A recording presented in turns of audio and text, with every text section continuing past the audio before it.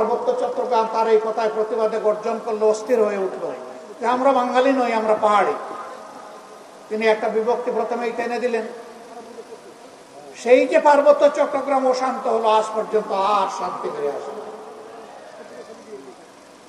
শান্তি বাহিনী নামে একটা বাহিনী গঠন হলো, তাদের হাতে 10,000 সামরিক কর্মকর্তা এবং আমাদের সৈনিক নিহত হলো, সাধারণ মানুষ নিহত হলো। এমনকি তারা নিজেদের মাঝে আবার বিভিন্ন গ্রুপে বিভক্ত হয়ে নিজেরা নিজেদেরকে খুন করলো।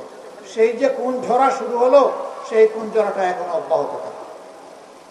তারপরে তারা কি বললেন যে বাংলাদেশ 2 ভাগে বিভক্ত, স্বাধীনতার পক্ষে একদল, বিপক্ষে আরেক দল।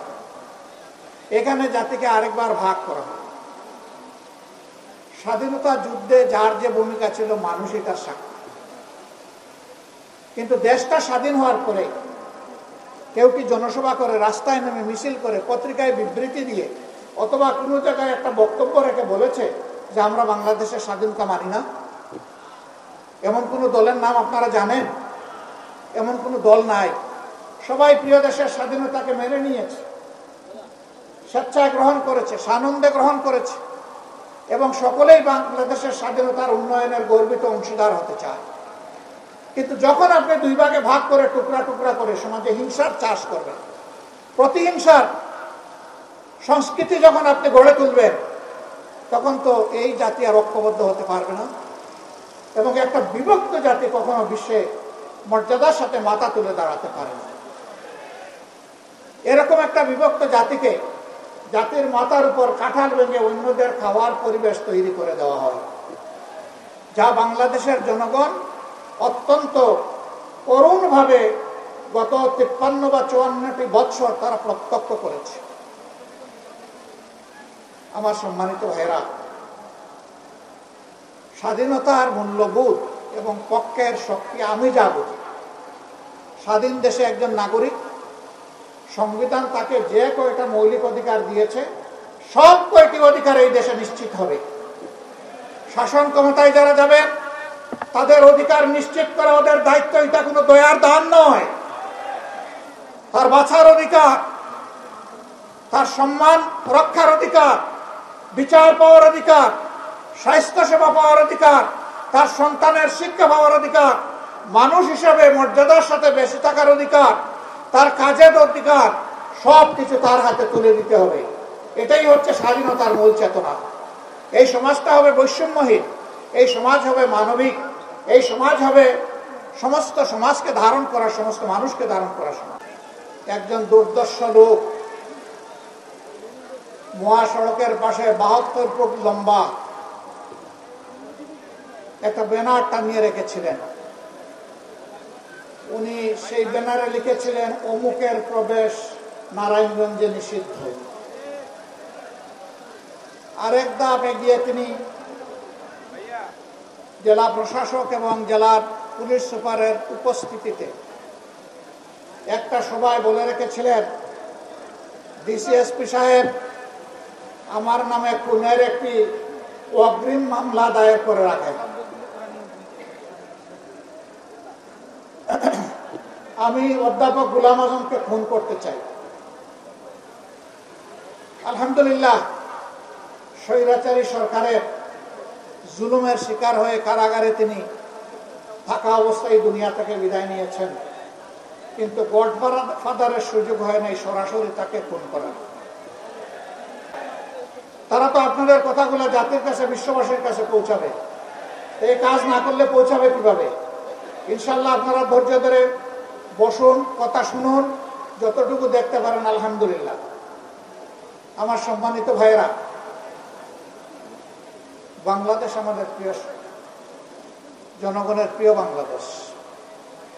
এই বাংলাদেশে কে কোন ধর্মের, এই প্রশ্ন সম্পূর্ণ অবাধ্য। 18 কোটি মানুষের দেশ একটা সাজানো ফুলের বাগান। ফুলের বাগানে এক জাতের গাছ দিয়ে ফুলের বাগান সাজানো হয় না। বাগানের মধ্যে বিভিন্ন জাতের গাছ থাকে। কোনো কোনো গাছে ফুল ফুটে, ওই ফুলটা দেখতেও সুন্দর, ঘ্রাণও তার চমৎকার। আবার কোনো কোনো বাগানে ফুল ফুটে কিন্তু ঘ্রাণটা অত চমৎকার না।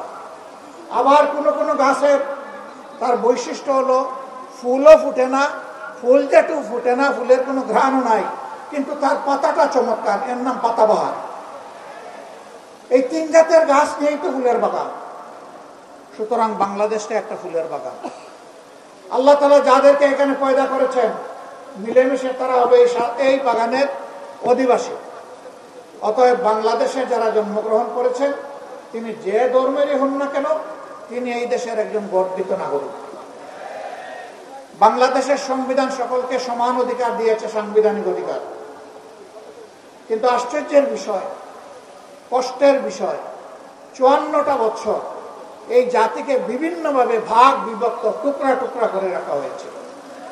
এই কাজটা সুকৌশলে আওয়ামী লীগ করেছিল। তারা প্রথমেই পার্বত্য এলাকার লোকদেরকে উস্কাই দিল। নেতা বললেন, বাংলাদেশে যারা বসবাস করে তাদের সকলের একমাত্র পরিচয় তারা বাঙালি, এখানে যারা থাকবেন বাঙালি হয়ে থাকতে হবে। এই অধ্যাপক গোলাম আজম সাহেবকেই তিনি নিষিদ্ধ ঘোষণা করেছিলেন নারায়ণগঞ্জের মাটিতে। যে ভাই নিষিদ্ধ ঘোষণা করেছিলেন, আজকে তিনি কোথায়? তিনি কি নারায়ণগঞ্জে আছেন? অহংকার ভালো জিনিস নয়। গর্ব অহংকার করতে নাই, দাম্ভিকতা দেখাতে নাই, ক্ষমতার জোরে ছড়ি ঘুরাতে নাই, মানুষকে খুন করতে নাই, সন্ত্রাসকে প্রশ্রয় দিতে নাই, সন্ত্রাসীদেরকে লালন করতে নাই। এই কাজগুলো যারা করেন, দুনিয়ায় তারা তাদের করুণ পরিণতির একটা অংশ ভোগ করেন, এবং আখিরাতে আদালতে দ্য ডে ফাইনাল জাজমেন্ট আল্লাহ তাআলা তাদেরকে শুলে ছড়াবেন। সেই শুলটা বাংলাদেশের বিভিন্ন দেশের বিদ্যমান শুলের মতো নয়, সেটা আগুনের মহাকুণ্ড। আল্লাহকে ভয় করুন, দাম্ভিকতা অহংকার পরিহার করুন, তওবা করুন, আগে মানুষ হন, তারপরে মুমিন হন। আমরা কোনোদিন বলি নাই যে আল্লাহর মেহেরবানিতে কি এইখানে লোকদের একটু কষ্ট হচ্ছে, যারা মিডিয়ার ভাই তারা সামনে আসেন এই জন্য, তাই না? এখানে আবার লাল পট্টি মাথায় বেঁধে কেউ কেউ হুকুম দিচ্ছেন পিছন থেকে বসে যান। না, কেউ বসবে না এখানে। তারা তাদের পেশাগত দায়িত্ব পালন করবে, ধৈর্য ধরে ইনশাল্লাহ আপনারা সহযোগিতা করবেন। প্রিয় নারায়ণগঞ্জবাসী, সাংবাদিক বন্ধুগণ, আমি আল্লাহ তাবারক ওয়া তাআলার শুকরিয়া আদায় করছি যে রাব্বুল ইজ্জত মুক্ত পরিবেশে আজকে আপনাদের সামনে আমাকে এখানে হাজির হওয়ার তৌফিক দান করেছেন। আলহামদুলিল্লাহ। প্রিয় নারায়ণগঞ্জবাসী, আপনাদের স্মরণ আছে, আমার আরো অনেক আগে বাংলাদেশ জামাতে ইসলামীর একজন আমির ছিলেন, এই নারায়ণগঞ্জের গড ফাদার খ্যাত